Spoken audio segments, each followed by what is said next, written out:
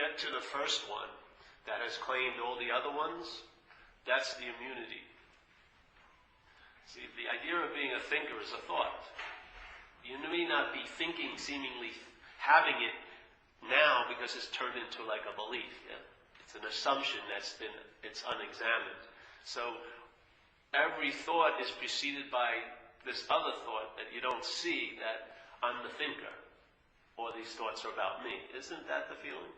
When the thoughts are happening, we're holding them, I see two different ways.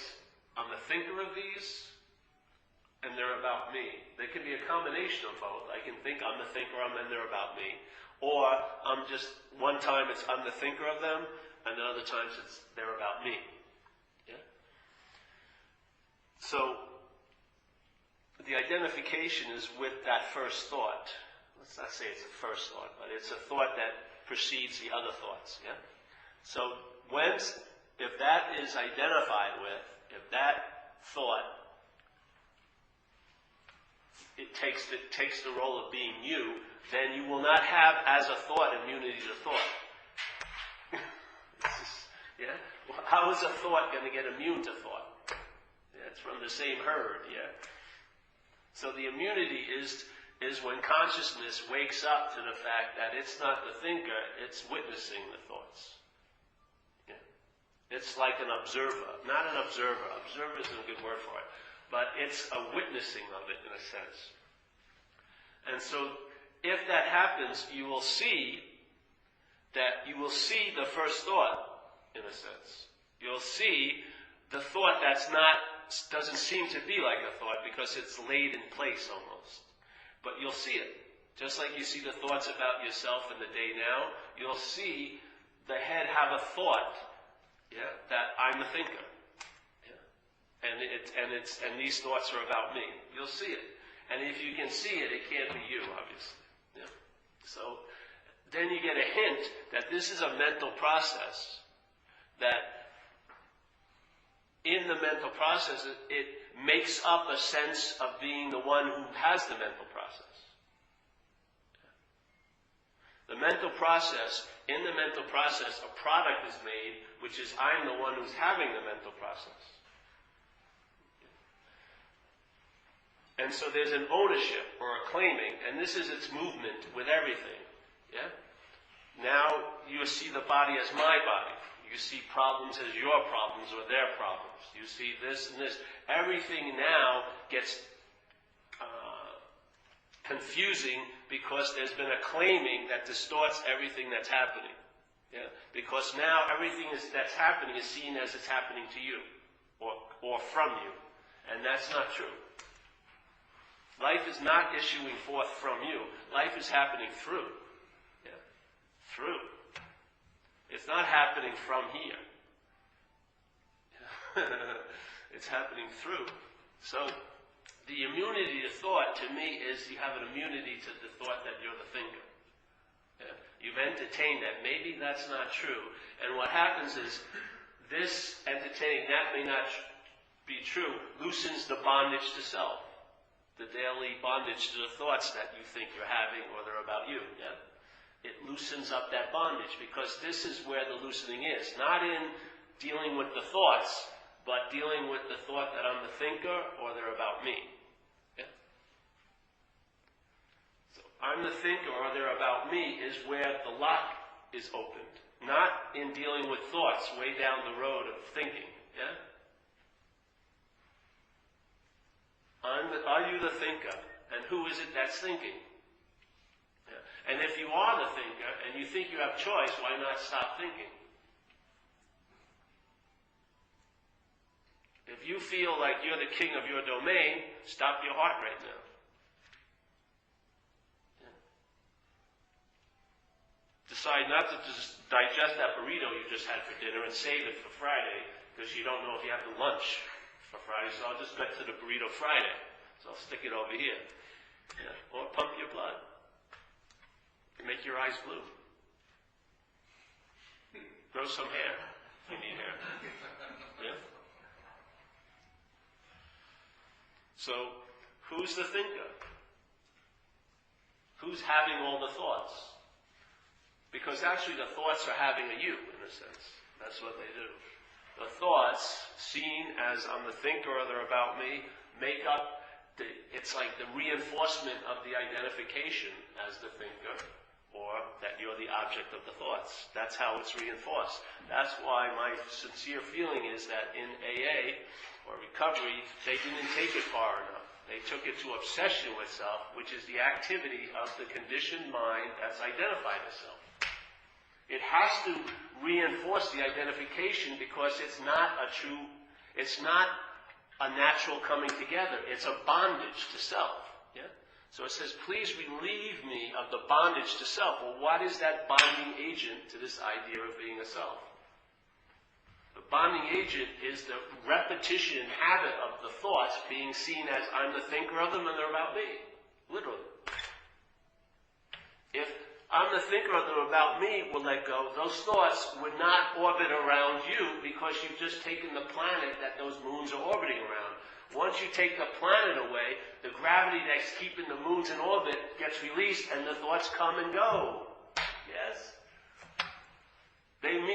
Most of them don't even make they make the tiniest of impression, like a blip on a sonar screen. But then when you think it's about your plane, you follow the screen all day. Is there going to be a crash? Is there tarmac long enough for me to land? Do I like the people I'm carrying? On and on. But when it's not you, the thoughts come and go. They have very little influence on the way your day goes. That's a beautiful, beautiful, beautiful effect. That you're being more influenced by something other than thought for even an hour during the day would be unbelievable. You would pay thousands of dollars to go to that vacation. Yeah. But it can become the norm, quote unquote, in a sense, where the thoughts are still happening, but they're not, the bonding agent isn't applied because you're not viewing them as I'm the thinker of these thoughts. Every one of these thoughts I've thought, and these bad ones I can't share because they make me bad, and these good ones people think I have too much pride, and these perverse ones I'll save for later when I'm alone and get on the porno on the computer, and blah, blah, blah, blah, blah, blah, and I'd really like to do this to that person, but I can't do, and then you get bonded, you become a storage unit. You have big bins where you got to put the secret ones in, and the perverse ones in, and the bad ones in, and make sure no one sees the bad ones and only the good ones and da-da-da. And now what? You're preoccupied. Yeah. Dealing with all the thoughts. And they have no drawer. They cannot impel you to do so unless you think they're about you or you're the thinker of them. I could care less about the thoughts running through your head. Literally. If you come over to me and talk to me 5 minutes about the thoughts that are running in your head, I'm bored as hell. As soon as I see you talk, I can tell where it's coming from. I'm bored. Immediately. What keeps me so interested in this is I believe they're about me. And I'm the thinker of them. Yeah? That's the bonding. The bonding is coming from here and then bonding to the idea of being a self.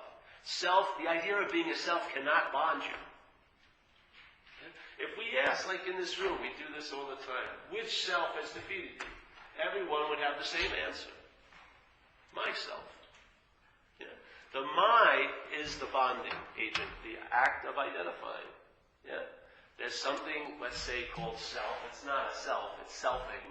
But the mental process, the verb of the mind that's selfing, makes up an idea of a self or as an object, yeah? And you're identified with that. You're bonded to that idea.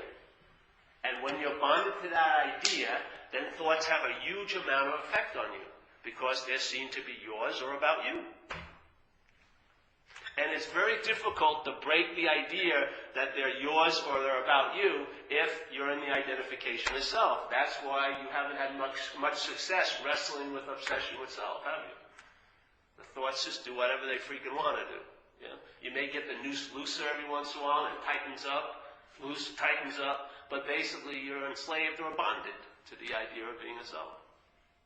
So the idea of being a self is I'm the thinker of those thoughts that are about me, and the reinforcement of that bondage is the obsession. Yeah? I'm not obsessed at all with the thoughts that are happening in Greg's head, but I'm incredibly obsessed with the thoughts that are happening in quote-unquote my head. The my is the reason why I'm so interested in these thoughts, and the theirs is why I'm not interested in his. So I have total freedom from the thoughts in your head, but I don't seem to have much freedom from the thoughts in my head. What's the difference in the thoughts? None whatsoever. The difference is in the my, the identification with it, yeah? So in recovery, because we're such extreme examples of this mental process called selfing, called alcoholism, it's an extreme subdivision, yeah? We're forced to do things. We're impelled to do something, to try to get some relief from it. So we do what we call service. And what happens in service? You forget yourself for a little while. Because you raise someone else, yes? And you make them more interesting than you at that moment. Yeah? You're doing service. In other words, you're forgetting all of your preoccupation and you're attending to that other person. And what happens, you will invariably, if you practice it, you will feel a sense of bigness or largeness or lightness, because that's what I would call being out of self. You're out of self at that point. Unfortunately, when we leave, what we go back is the selfing claims the service, and now you believe you did the service, and then now service becomes another way of beating yourself up. I didn't do enough service. I should do more service. And whatever the head claims, it will self all over it. That's what selfing is. Yeah? But if you don't claim it, just like the peace, if you don't believe you have the peace, you will not entertain losing it, and you will not think about peace. That's actually having peace. You won't think about it. I mean, the thoughts may happen, but there'll be no interest in it. Yeah? Because it has nothing to do with you. That's the freedom we're attempting to point out here. If you could just entertain and hold what's being offered here, which is you may not be that which you think you are. My feeling is, once the interest and attention leaves that object of mind called self, that interest and attention will allow that sense of presence to become obvious. The sense of presence is available, but it's right now maybe not obvious to you because your mind, your attention and interest is totally enslaved to selfing. Yeah? So all you do is you make up like a pseudo-presence by thinking about you all day, and that blocks off the sense of the presence that you are. So in fact, the presence is your absence. Yeah? When the idea of being a self is dropped, that's your absence, yes? Self is now absent, that's the presence. There's nothing you need to do to feel the presence. The presence will be felt because it's what's causing it not to be felt now is you're trying to feel it. And you're in absence of it. Yeah. When you're preoccupied with the body and Greg as who you are, that is the absence of the presence. You believe you're present, and because you're present, what's always present seems absent to you. So then you read books and you start practicing things and then you meditate and you believe that if I could just calm this craziness down, I would experience the presence. But the presence is your absence. In other words, you're never going to be there when it gets really good. If you're waiting to get it, you've missed the boat. Yeah, because that thing that's waiting to get it cannot possibly get it. Because what you're looking for is the absence of the you that's looking. That's all it is. And it's not a complete absence, it's a moment-to-moment absence. It seems to be present or it seems to be absent. Yeah? The truth is, all there is the absence of you as this. But here, it can seem to be absent, and that's when you're traveling pretty damn light, or it can seem to be present, and that's when you seem to be traveling really heavy. Yeah? When you are here, heaviness ensues, doesn't it? You go over things. Your head represents the day over and over again. And then it doesn't even do that. That's not enough for it. It represents your whole life over and over again. And then it constantly builds like models of what could possibly be. Like 50, 80 different models. Oh, I'll end up a institute, blah, blah, blah. And usually, if you look at it, most of its models are like, haunted houses and horror shows. They're not like beautiful palaces of light and bliss and peace. You're fucking worried that something bad's going to happen to you. And the funny thing is, you're worrying about something bad's going to happen to you is something bad happening to you.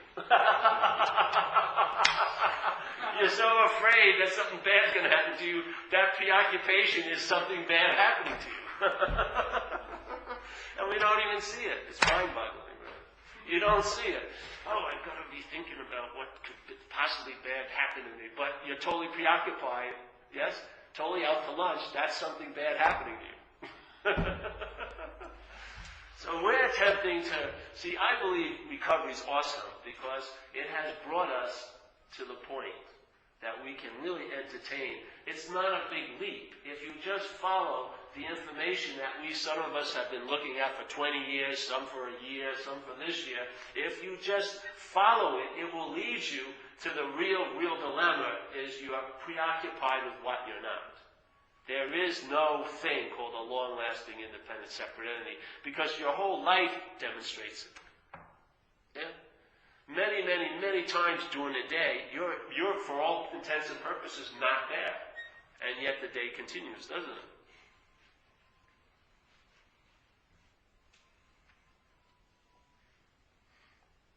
So, this head is narrating our life. And it's interpreting what's happening. But it's missing the vitalness of what's happening because it's an interpretation. So, life occurs, there's conscious contact, and then the mind's reaction is what we base our life on. We don't base our life on the conscious contact. We base it on our mind's reaction to it. And so the mind tells us what this means, what just happened. But while it's telling you, something else is happening. So if you're living this narration, you're always living in the past. Because something occurred, there was conscious contact, the mind reacts to it, yes? That conscious contact is now over, the next moment is filled with the interpretation of the previous moment. Yeah? And then, so what happens? The next moment you're out to lunch, conscious contact, the mind reacts to it, tells you a story about what happened, based on what? The past. And so on and so forth. Yeah? How could it not be? Conscious contact, seeing, hearing, feeling, tasting, touching. Yeah?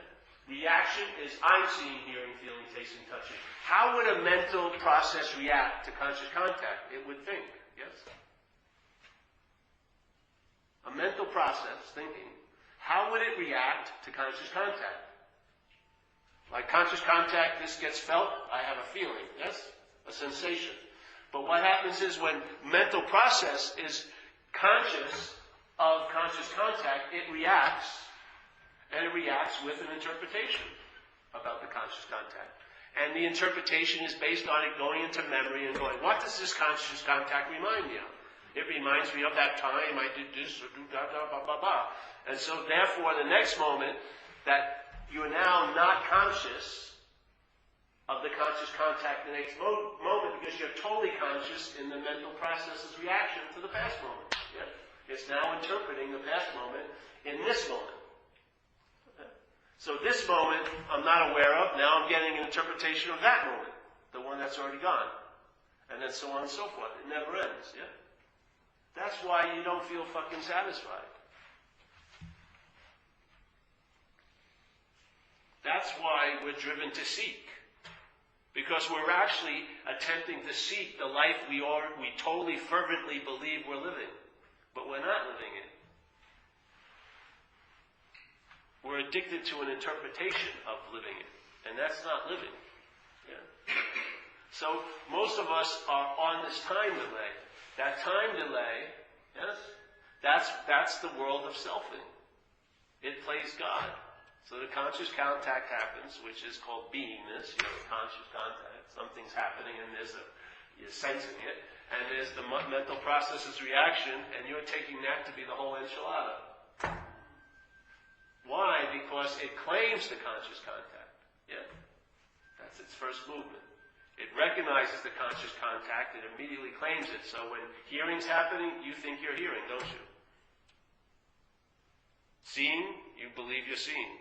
Feeling, you think you're feeling. Tasting is you.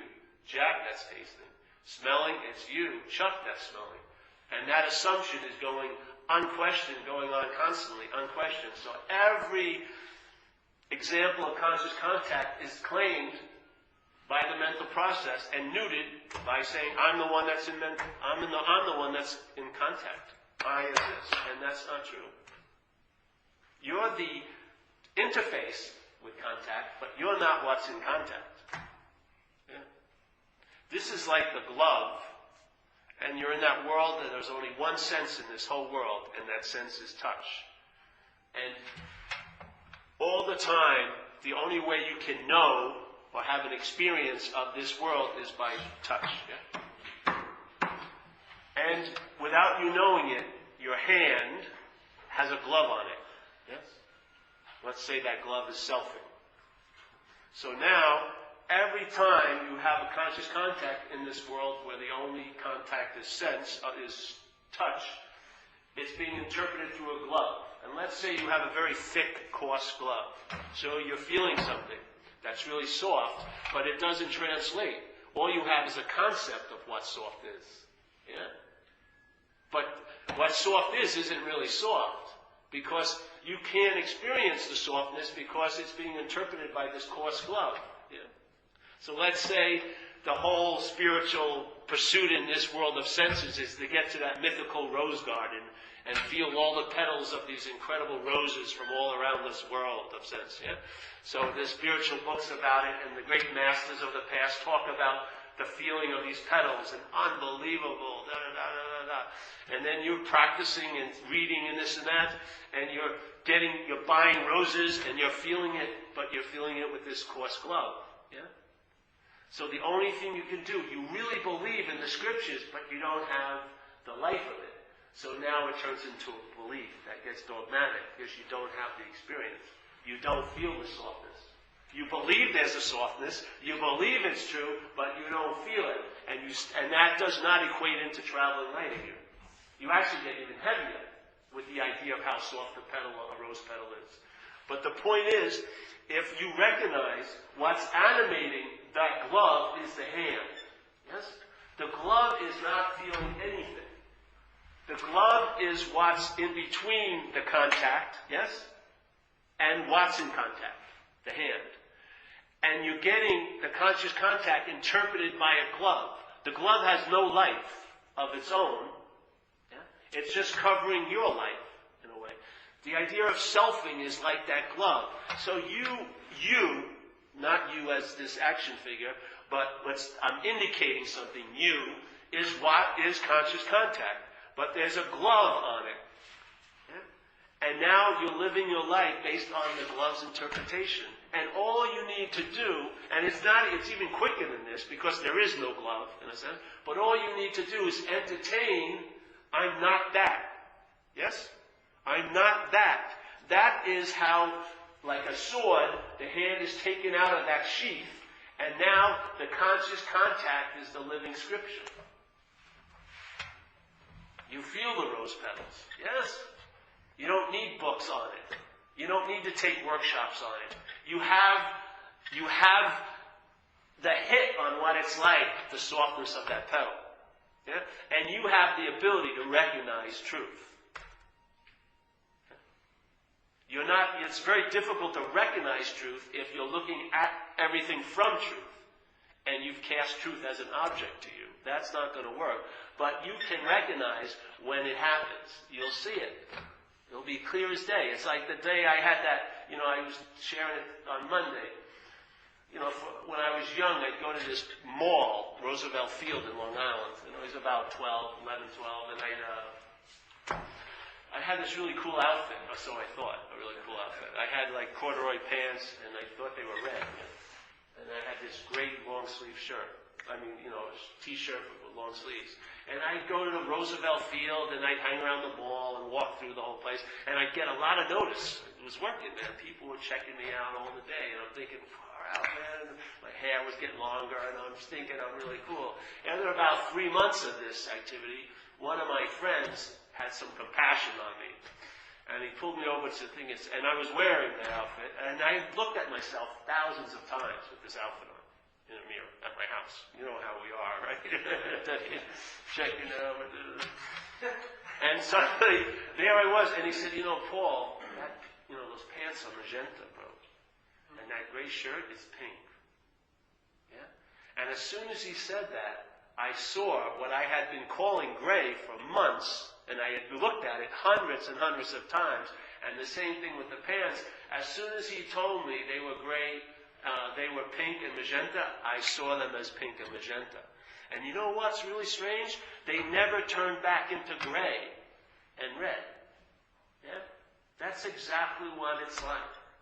All we're doing is inviting you. And it may take one time after you've left the mall, thinking you are wearing this really cool outfit called you, this really nice glove that's pink and magenta, to have someone finally just say it to you. And then one time, that's all it takes. The mind gets it. And you know what? I took off that shirt, that pink shirt, and I never wore it again. And I also didn't have to go in my closet to reaffirm the message. Is it gray really? Let me go check it out again. No. Once it was delivered, I got it. It's pink and magenta. Bye-bye. That's exactly what we're doing here in a sense. We keep giving the same message, which is there's nothing you and I need to do. Keep throwing it in there, and one time the lazy Susan of your conditional head will get an open slot. And when that open slot goes in there, the light will go on. Yeah? Now it may be covered again, but as soon as the light goes on, it's a done deal. Because now the mind that has been unconscious to the fact of its own nature has gotten a free sample of it. And there's really no stopping it after that. As soon as the mind starts realizing it can come out of the glove, that's being out of the glove. Yeah? All it needs is to entertain the possibility. And what you and I haven't got in a long time was this possibility. All we got were other methods and other techniques to feel a little better. Yeah? So a lot of people have this attitude. They just want life to get better, but just as they are. They want it to get better, but they want it to get better just as they are right now. They don't see that just as they are right now is why it is the way it is.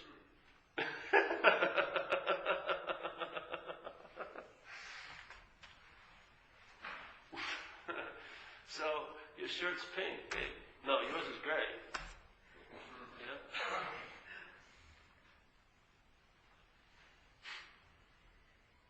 So we keep beating this dead horse with the hopes that one day when we're beating it, you'll realize it's dead, yeah?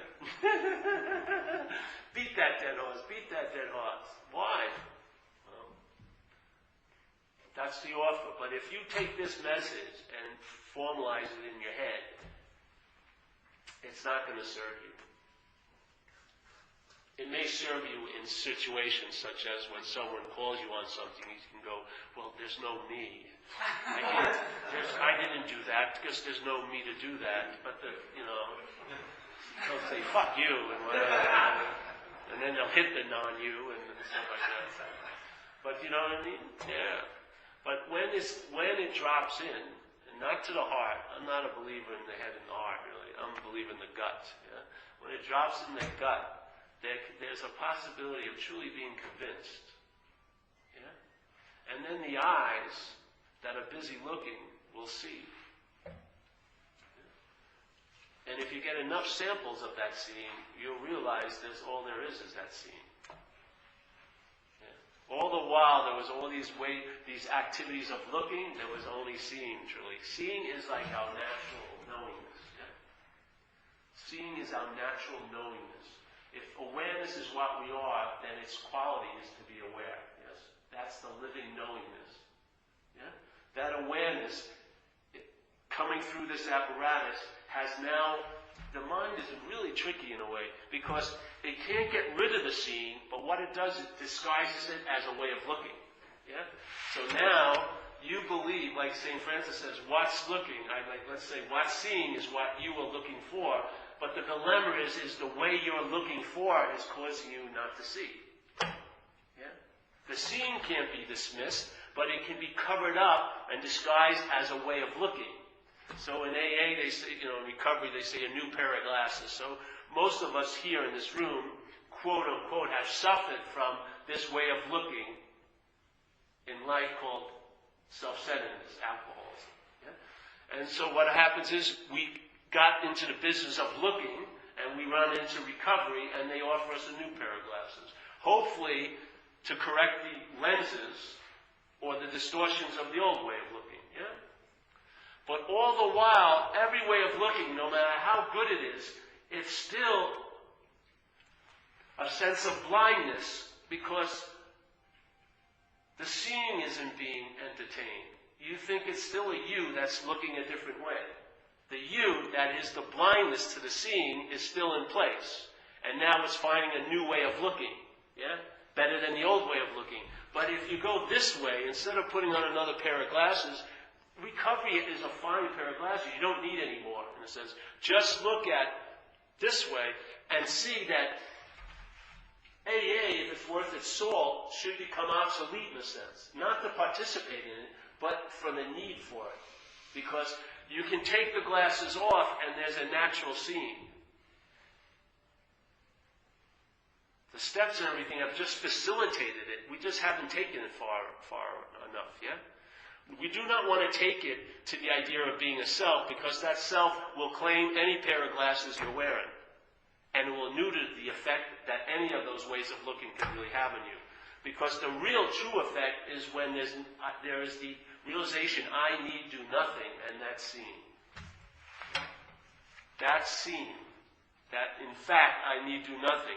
I do not need a solution to an imaginary problem.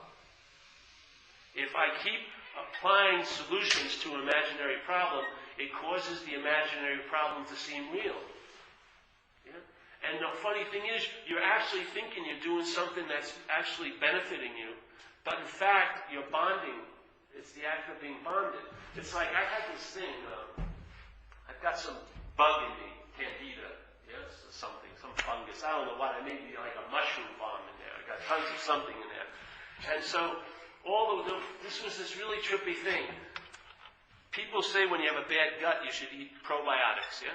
Acidophilus, yogurt, and stuff like that. And so I started eating probiotics, because this thing was causing me a lot of disease. And then the more and more probiotics, I got the better and the better. I got the super probiotics, the most expensive probiotics. I took it for years, yes? And then one day I got my shit examined. Yeah? A stool. Yeah. And sent to this place called Smoky Mountain Labs in Tennessee. Sounds good, eh? Smoky Mountain. And I sent it there. And when they returned the stuff, and now I had been doing these things religiously. I mean, I was taking probiotics 4 times a day, this and that. And they had the report, and there was absolutely no trace of any probiotics in my digestive system. None. Absolutely zilch. And I had just taken tons the day before. What was happening was, it sounded really well and good. If it was the way I thought it was, it would probably have worked. But the fact is, there was some parasite in me that was more dominant that I wasn't aware of. And so every time I gave this lesser power into my system, the greater power just ate it all up. Yeah? So the nasty bacteria just kept eating the beneficial flora like it was like a banquet. Yeah? So I spent thousands of dollars and I got zilch of an effect. Because I wasn't aware that there was something already in place. That's what's happening a lot here. People are practicing and doing a lot of stuff, but they're unaware of the identification as self. That is the root of the problem. Yeah? You're identified as the problem. So no matter how many solutions you bring to it, if you're identified as the problem will eat those solutions like lunch. And it will actually strengthen the problem. All the while, you'll be thinking you're doing something noble and great. Yeah? So the mind is so cruel in a sense, it'll give you a sense that you're getting better. Because you're spending money on it and all these things you think have value, and the results will be zilch. So be careful. See clearly, seriously. Has something taken you over or not? Are you under the control of a parasite that you're not noticing because you're identified as it? If you are, whatever solution you bring to that, the parasite will override it. And man, it's not so much fun where you've been practicing something for 30 years and it finally dawns on you nothing's actually happened. I'd like to save you some freaking time. Yeah? So maybe you have your great plan of how to get better, and that's fine. Entertain that plan, but just let's entertain what may be in place that's going to defeat any activity you do based on that formula that you're the doer of it. Yeah? No matter if it's the greatest solution you've ever heard, if the problem entertains the solution, that's a problem.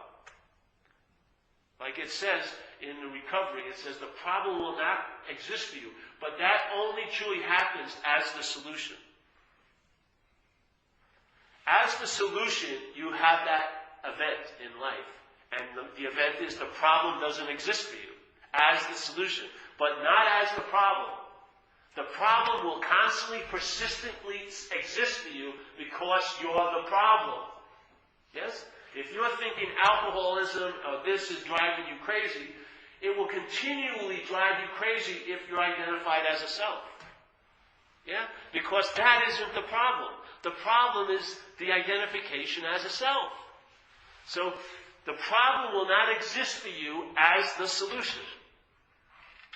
When you see yourself as the solution, which is I'm not that, the idea of being a self, then immediately you live as if the problem doesn't exist for you. That is the greatest solution of all. It's worth the name or the definition of a solution, that it causes the problem not to exist for you. That's called traveling lighter. But you can't travel lighter. The problem will never not exist for you if it's existing as you. Yeah? Unbeknownst by you. Unbeknownst, you're identified as the problem. In that condition, the problem will constantly exist for you. Even if you get a little bit of relief, it will always be hanging over your head. You won't be able to enjoy peace of mind because you'll expect it not to be there. Yeah? Because the problem of being identified as self, there is joy and suffering. They're two sides of the same coin. You cannot escape that coin of the realm. If you're identified as self, you are destined to live in split mind, which is there's good and bad, there's close and far. I can be connected and I can also be disconnected. And you will base your connectedness and disconnectedness on what you did or didn't do. Your head will play God with your own nature. It will make your own nature a goal, a faraway goal that maybe will take lifetimes to reach. It will make your own nature unreachable to you. You play a little game. You ever see that game when they hide like an Easter egg or something in the yard and they go, okay, you're getting warmer, you're getting warmer. You come on, you're getting warmer, hot, and then you get all your hopes up. Oh, I'm on my fourth retreat. Yes, I'm getting much better. And then cold, cold, cold. Oh! And so what happens? You go back and then you sign up for another one. And then your head goes warmer, you're getting warmer, you can meditate now, you're pretty good, you sat here all day, warmer, hot, hot, hot, and then it goes cold. It takes your own nature and makes it a little game. How can it possibly do that? How can it possibly do that? It can only hide your nature if it's already been hidden. And it can only find your nature if it's been hidden. This isn't about finding your own nature. It's recognizing that. Yeah? that there's no need to find it. It's been ever-presently obvious since what? That's the beauty, yes? It's totally taken out of your hands, because if it was up to you, it would turn out just like this. You get a feeling that you really like something, but you never taste the fruit.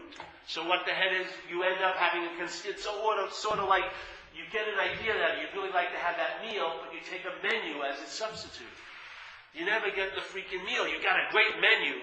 Oh, this is a great spiritual restaurant. Look at this. Kundalini experience, tantric yoga event. But there's no, it's a menu. So the problem does not exist for you as when you, I like to say this as best I can. The problem does not exist for you. This is a way of traveling as the solution. And the solution to me is I'm not a long-lasting, independent, separate entity. I do not have to think of anything I am. All I have to do is tell the truth about what I'm not. That's all I have to do, because I already am that, yes? I already am something. I don't have to say I'm something. All I have to do is say I'm not that. I don't say it. I recognize I'm not that. And then being this becomes obvious. Yeah? The consciousness isn't captured by the mental process, and the conscious contact all day reaffirms your nature. Yeah? All day, instead of the conscious contact being hijacked by the mental process and used to bind you, yeah? Because you're hyper-conscious of thoughts now about you. Yeah? That same energy that's binding you when captured by the mental process is what keeps you constantly freed from the bondage of the mental process. Just the obvious fact of being consciously in contact now. What a beautiful reminder. To me, that's love. Love is an ever-present reminder of what you are.